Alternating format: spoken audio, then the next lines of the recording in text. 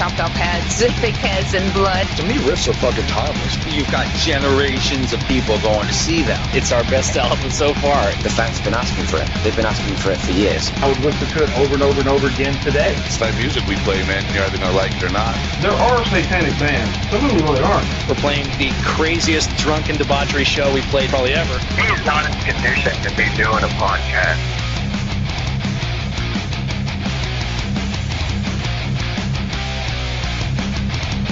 You're listening to the Great Metal Debate Podcast.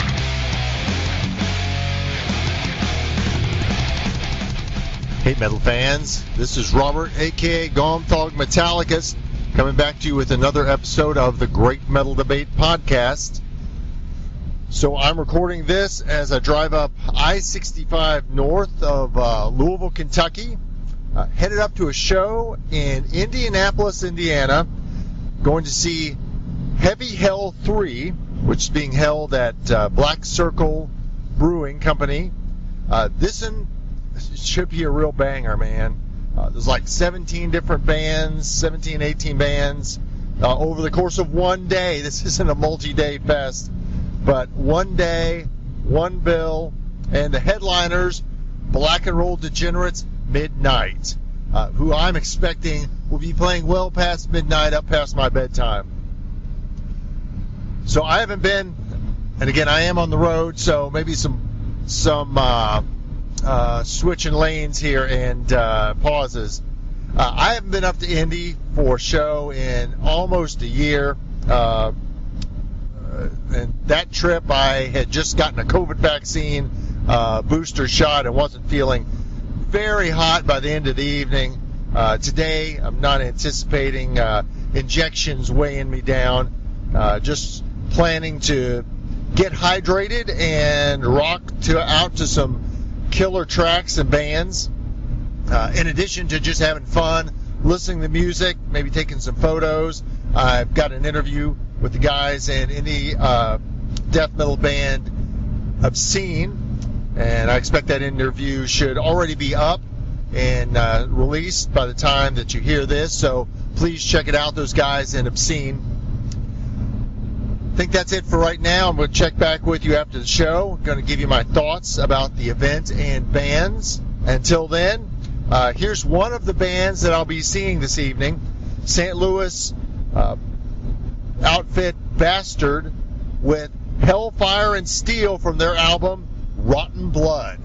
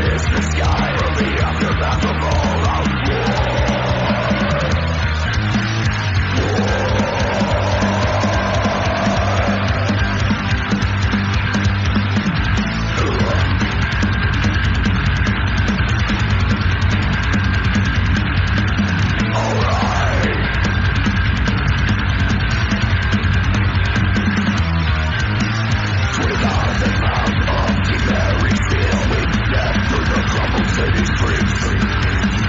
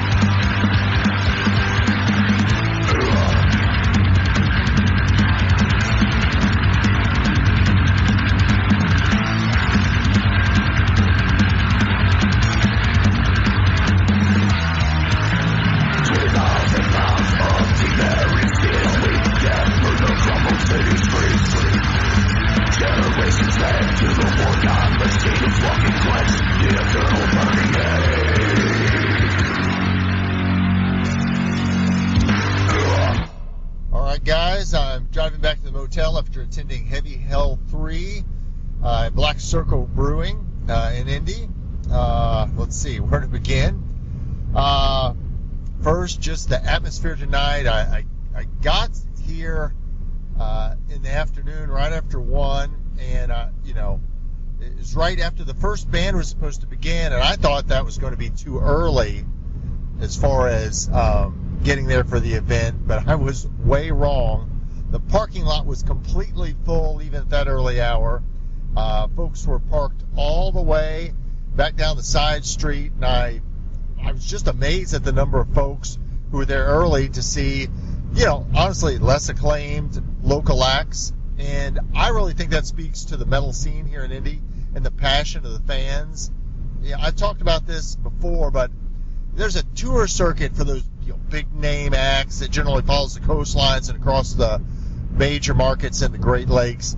And Indy is one of those cities, a big city, but that's not on that path, that tour path.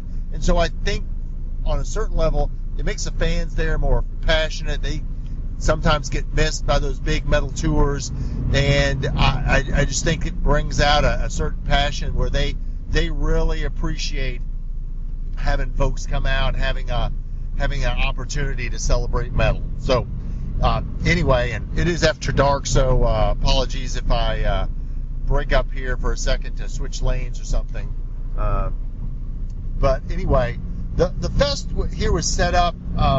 It was like inside and outside stages with bands alternating between throughout the day, and I really thought that was great. Although in taking photos, I had to change my settings every time I went from outdoors where there was mega light, the sun beating down, all the way back inside to near darkness. And anyway, I want to give a ton of credit to the folks who put on Heavy Hell 3. They kept to the damn schedule like clockwork, and just great organization and coordination. Big props to those folks. That really makes it better from the fan perspective. At least for me, man, when you've got a weekend and you've got limited time, you've got to get back home at a certain point, and I'm sure the bands appreciate it too, especially those who have a date the next evening. But I want to get back to the fans. I just thought it was a great atmosphere, the variety of folks that were there. I thought each band had its group of supporters who were there, which was awesome. But there were a variety of other folks and just a lot of different ages. Yeah, I met one guy like myself, who remembers what metal was like back in the 80s, and I met a mom that was there with her teenage daughter. Just saw a lot of different people, young, old, saw different ethnicities. I saw a lot of bands checking each other out and supporting one another, which is awesome. It was just a fantastic day, a long day, but one where they kept the set list moving. Bands had a chance to showcase themselves, but not overdo it, and just a great pace and great day. I'm getting close to my exit, so I'm going to jump off here, and I'll touch base again on my drive back home tomorrow and give maybe more thoughts and focus on some of the performers, specific ones that jumped out to me. Until then, here's another one of the bands that I saw perform today. This is Jesus Wept with Dispossession.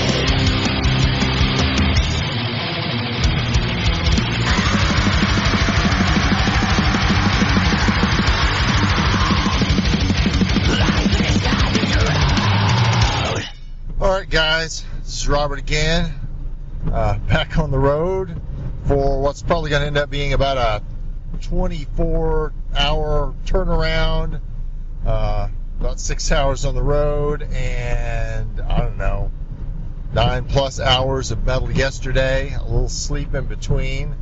I think one of the bands bowed out of the show, but there were still like 16 acts, although I will admit I missed a few of them between getting in an interview and just talking to some folks outside. But what an amazing evening at Heavy Hell 3. Just enjoyed that so much. I'm not going to go through every act on the bill, but I really do want to mention a few of those as I try not to get hit by cars and trucks going down the interstate.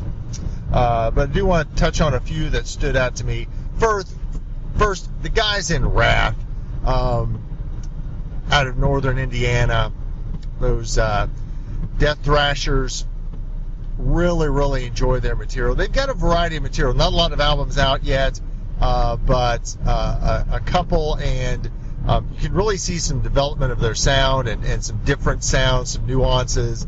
They can go from almost a pseudo-punk to, almost you can feel a tinge of progginess sometimes in their thrashiness. Really like those guys. A lot of energy in their set. I think that maybe this is the third time I've seen them, and just enjoy the hell out of those guys. I really encourage folks to check them out and buy some of their merch. Their logo is sick. That's Wrath out of out of northern Indiana. Also want to talk about the guys in Obscene. Again, I did an interview last evening with Kyle from Obscene. Super nice guy, super fun on stage, and gave a great performance of just some good death metal that, as I talked to him last evening, I noted fans of traditional death metal, the classic sound, will enjoy, but it's not too steeped in nostalgia.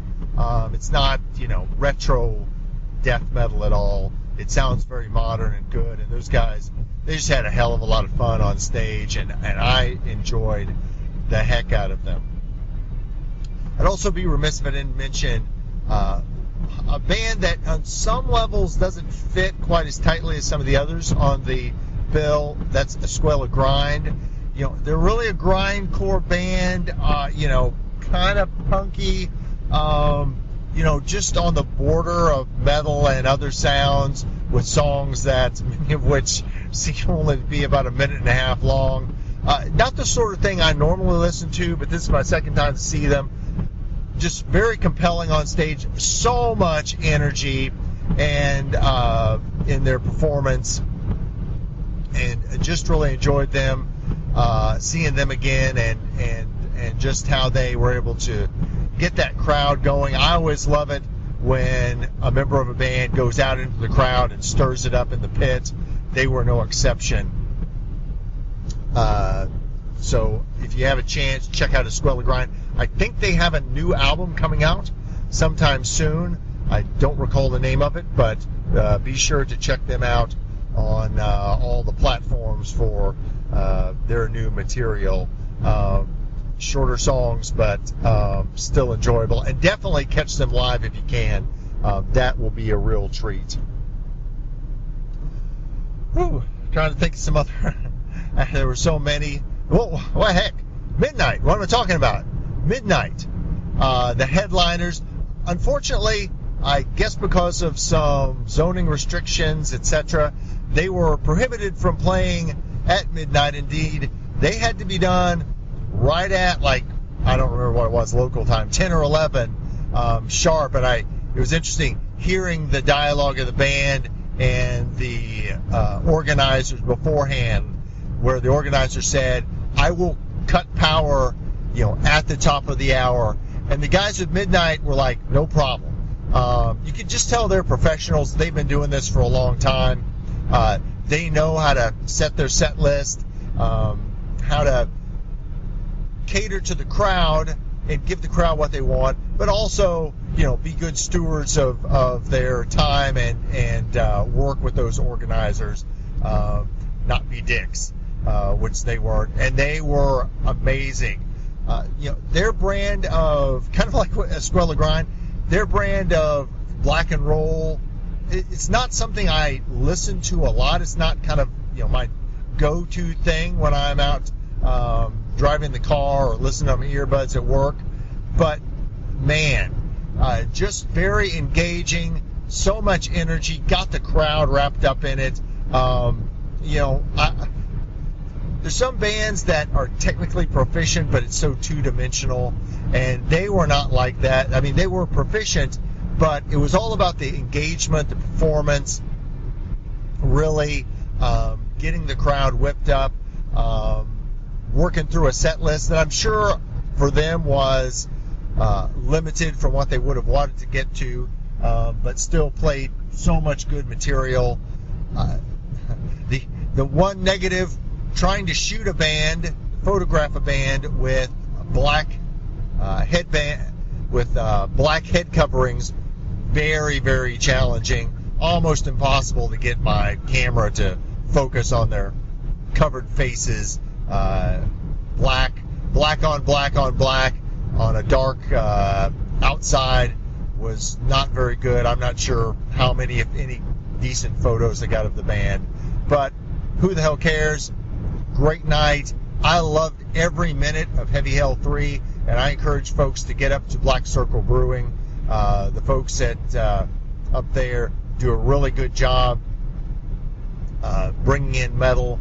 I encourage you to go see the shows there at that locale. They have some Sunday matinees, which I think is an awesome idea. Given that folks got to get back to work on Monday, why not have a afternoon, very early evening set of metal? Outstanding idea. So again, kudos to those guys. I'm really thinking about going back again next year. All right. With that, we'll wrap it up. One more track to get to, and we will play Demon King by another band on the set today, which is Cursed Blade out of Indy. This is off their demo album. Say